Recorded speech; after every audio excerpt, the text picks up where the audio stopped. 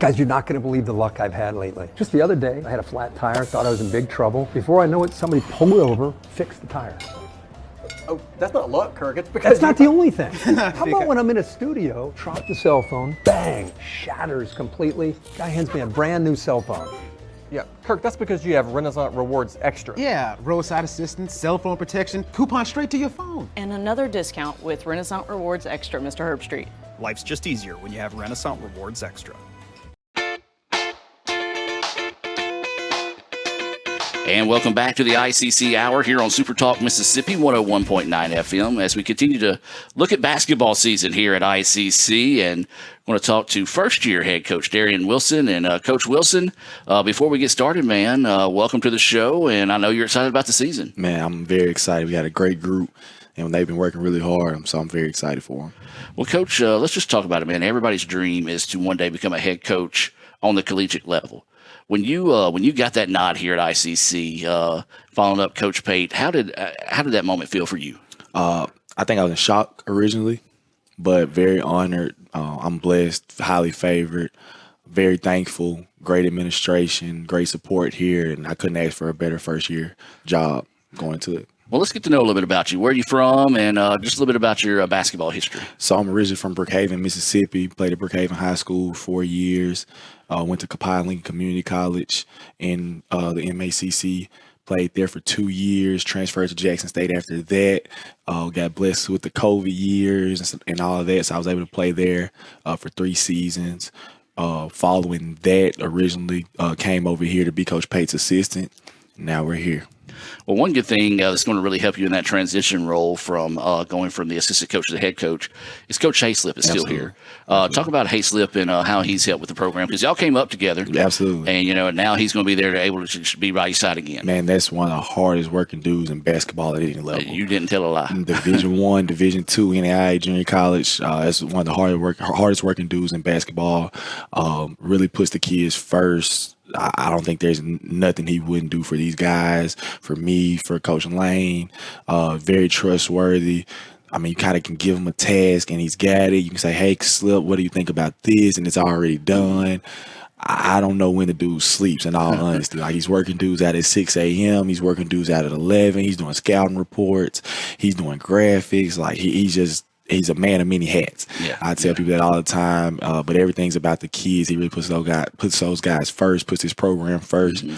And I mean, he's a stud in this business. I don't know how much longer we're going to be able to keep him here, but I'm going to make sure we make all those years count. Yeah, he's one of those in a leadership role, as you and I both are. You always want people that you have to reel back, absolutely, versus push forward. That's the exact words I always use. Yeah, and that's Hayslip to a T. I love the guy. He's helped us out with football this year, and like you said, he's to say he's a go-getter would be an understatement. Understatement. I have to make him go take naps sometimes during the day because I know he's been up for the last 28 hours. So. Yep. Well, you also mentioned Coach Lane, a new addition to the program. Tell us about Coach Lane. Another dude that I don't know how long I'm going to be able to keep him here. He was at UAB previously, worked for Andy Kennedy there. He was a graduate assistant, then got moved to a full-time role as director of player personnel for 2 years. Took a huge pay cut to be here. I'll be honest, a pay cut that I don't know if I would have been willing to take. But just for him, another guy that's hungry for opportunity, like I said, another go-getter. I'm going to be honest, I don't know if I could have paired two dudes together that work as hard as those two guys do and what all they do for our program. I'm very grateful. Like you said, they're going to make year one a lot easier on me than it could be. So I'm very appreciative for them. And one good thing about that is the hunger they have carries over to the guys that are absolutely. Kind of just talk about that. I mean, I talk about it all the time with our guys. Like, if you got two guys like them that are willing to put the time in, they are, whether it's watching film with them, helping them with homework, just making sure they got, whatever they need to go throughout the day, get in the gym with them, you got to take advantage of it. And when you got two guys that are that passionate and are that willing to put the time and the effort into it, it's contagious through everybody. Like, our managers even, they get out of class and they just come sit down in the office and say, hey, coach, what you need me to do? Start getting stuff ready. I got the best the best team of guys around. I mean, obviously, I think I got a really good team of players, but as far as support staff and assistants, I don't think it gets much better anywhere in the country. Well, Coach, you're receiving votes to start it in the national picture, and I know you guys had a tremendous run last year. Talk about just your focus on building on the success from last year, bringing back those sophomores, mixing in a talented group of freshmen. What's your goals to start the season? Be 1-0 after every game. That's the big thing for us right now. Like you said, we've received votes in the top 25. Got picked to finish kind of middle of the pack in the league. Had some success the last 2 seasons, and it's easy to get lost looking ahead too far, looking back too far. Right. And so the biggest thing with us has just kind of been winning every day, making sure we're having good practices, making sure guys are doing what they're supposed to do in the classroom, making sure guys are getting extra work in, extra film in, and just making sure each and every day we're finding a way to get better and then try to go 1-0 each and every night. Coach, one thing I like that you mentioned there, and it showed up when we talked to the guys beforehand, I mentioned something, and I didn't coax them into talking about class, but they did talk about, as a freshman, how they learned to prioritize better when it comes to studying and how they're helping the other freshmen learn that as well. So, we always say here at ICC, they're student athletes. Absolutely. The student part comes first. But as a head coach, that shows they're on the same page when they, talk about, hey, we got to take care of stuff in the classroom before we even worry about stuff on the floor. Talk about that mentality. I'll be honest, a lot of that credit has to go to Coach Pate and the foundation he laid with them last year when they were freshmen. Coach Pate's a guy a lot of people know, like, that academic stuff's more important to him than wins and losses. Right. And that was really ingrained into them, and that's something that we've tried to carry over with our staff now. And so it's been study hall hours, it's been checking behind them, it's been punishment when there's zeros and missed dates and tardies to class. We do 7:30 breakfast checks every morning because a lot of them have 8 o'clock classes to make sure they're up and ready to roll to class. Me, Coach Lane, and Coach Chasler will kind of peek our head into some of their classes throughout the day, and they just know it's an expectation and a standard. All of our guys are required to sit in the front 2 rows, and not to say they're going to be perfect, right? Not to say that they don't make mistakes, not to say they don't miss assignments, not to say that they don't make all A's and stuff like that, but they know that's something that's important to us, and if it's not important to them, it's going to be hard for them to be as successful as they can be on the floor. Absolutely. Now, one question I asked the guys was, what was their anticipation for what they want to do for the first half of the season? Obviously, the first half of the season isn't conference play. And a lot of them said, we just want to improve from one game to the next. Absolutely. As a head coach, let's kind of break that down in the same sense. Let's break it down in halves. The first half of that first half of the season, and then right before you get into conference play, you want to get things rolling. So Absolutely. On that opening half of the season, what is your goals as a coaching staff? Well, we got a very talented roster. And I tell them I would love to play all 15 guys, all 40 minutes, but you just can't. And so the big thing in this first half of the season is using some different lineup combinations, playing a lot of guys, letting some of those younger freshmen get some experience. Even for some of the freshmen, they're in some different roles now than they were last year, trying to get everybody acclimated to that. We're doing some similar stuff from last year, but obviously just it's a different person on the sideline still. So some of them got to do some adjusting. I got to do some adjusting on my own and continue to get better on my own as a coach from game to game. So I think they hit the nail on the head. The biggest thing is just making sure we see improvement each and every game. And I think with the talent that we have, the wins will come with that as long as we're making sure we're improving each and every game. Like I tell them all the time, like even in the preseason, we had a really good preseason as far as jamborees and stuff. They don't hand any trophies out during that time. I'm very process driven, and I try to understand that in the now, yes, we want to win. We want to be competitive, no doubt about it. But I want to make sure we're playing our best basketball going into March and that back end of February so that we can really try to make a run. Of course, in our league, you got to win the tournament to get in the hutch. And that's our ultimate goal. Of course, we want to win the regular season. We want to have a winning record and all that good stuff. But the ultimate goal is to get the hutch. And for us, we got to be playing our best basketball going into March. And the best way to do that is make sure we're finding steady improvement and consistent improvement each and every day and each and every game. We're talking with ICC men's head basketball coach, first-year head basketball coach, Darrian Wilson. And Darrian, let's talk about it. Let's break them down sophomores. Let's talk about your freshmen first. one of the unfortunate things about our job is we only get kids 2, maybe 3 years if we're lucky. But, you got to get them in here. You got to get them I hate to use the word process, but it is that way. You got to get them in here, process, and into the system quickly. How do you do that as a coaching staff? Well, the big part for us is we are able to bring our guys in the summer.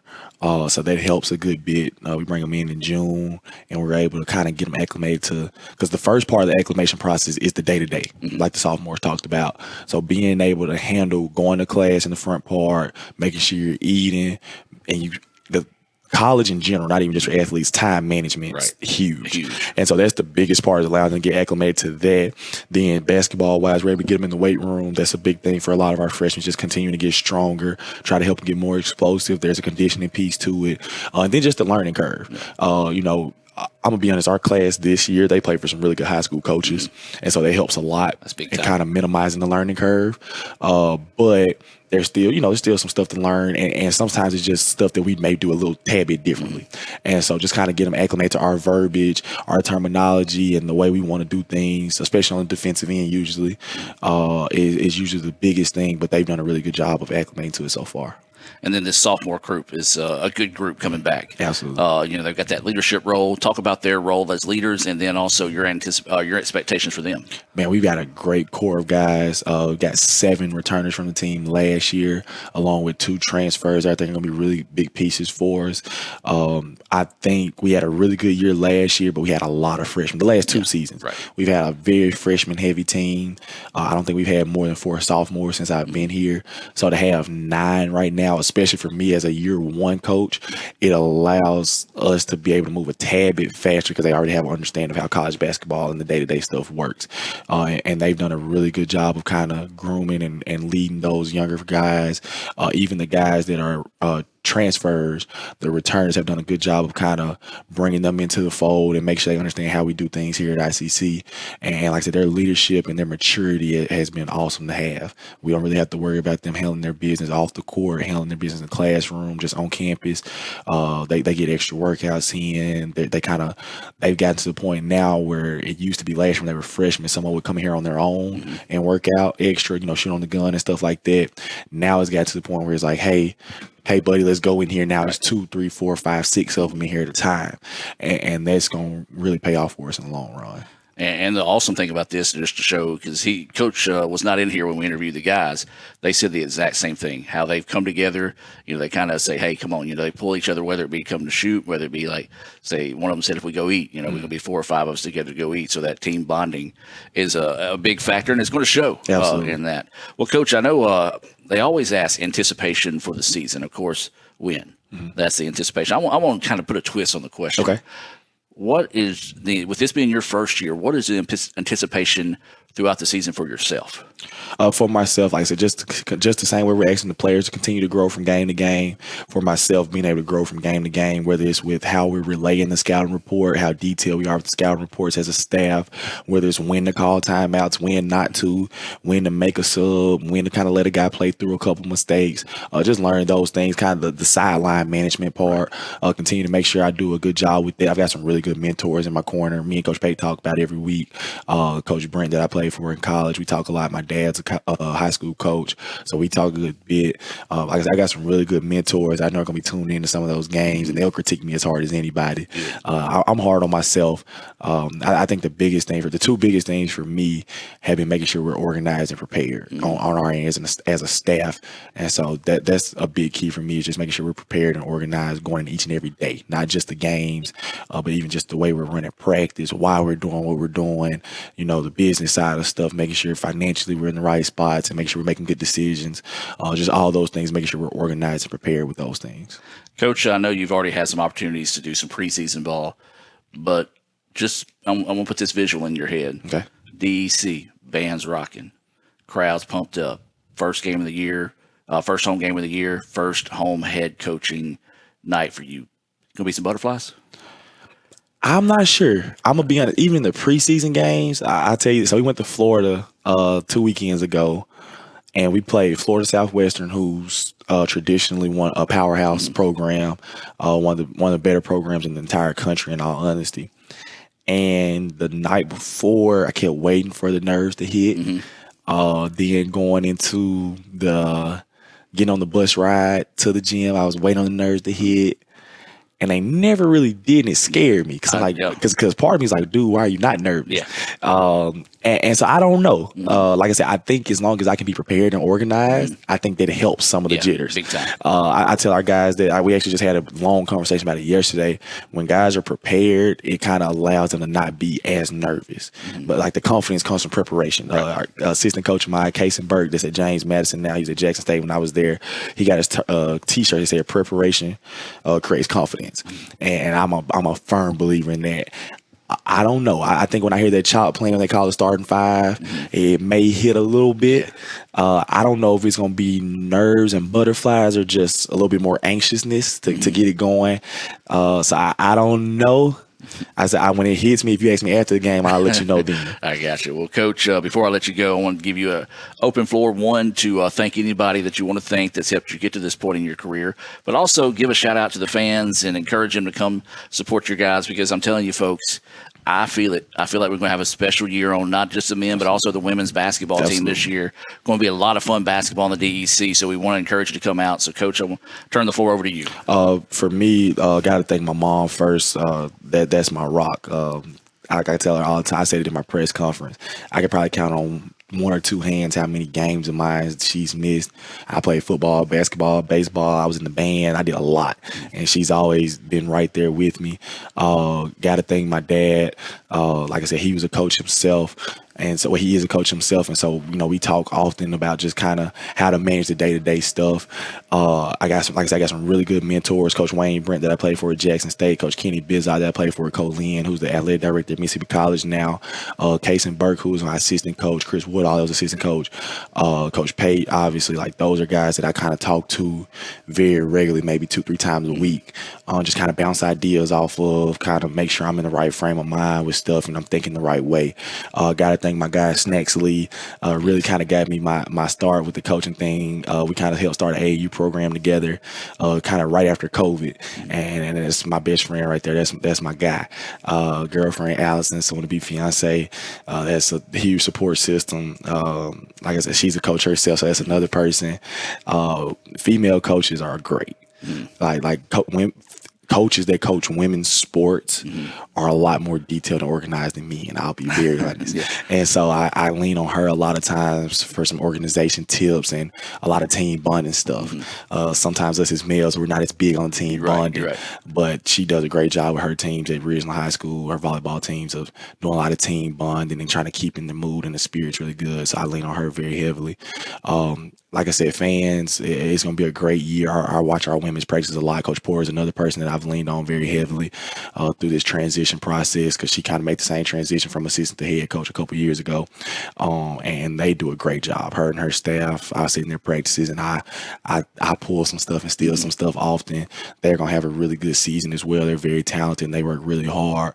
And I think those doubleheaders in the DC are going to be rocking. Like I said, when we got the band in there, and we got the cheerleaders, Palm Squad, we got my guy Sam Ferris, who's been a huge support on the PA system. Got you and Mr. Ingram and them up there announcing and stuff like that. I think it's going to be a fun year, and I'm excited, not only as a coach, but just as a fan of the women's program, as a fan of our guys and the work they put in. I think it's going to be a really good year. Football, soccer, both soccer teams, they've already kind of set the tone for the year for the rest of the athletic programs, and hopefully we can just kind of follow suit.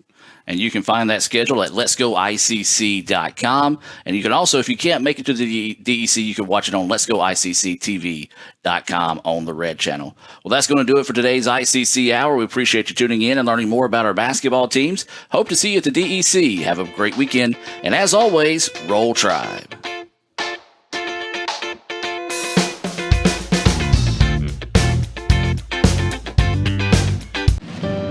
Here, you can be your best.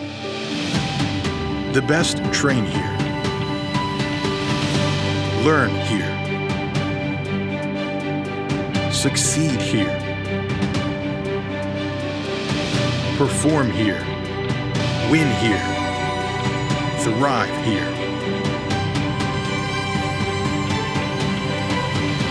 Itawamba Community College. The best start here.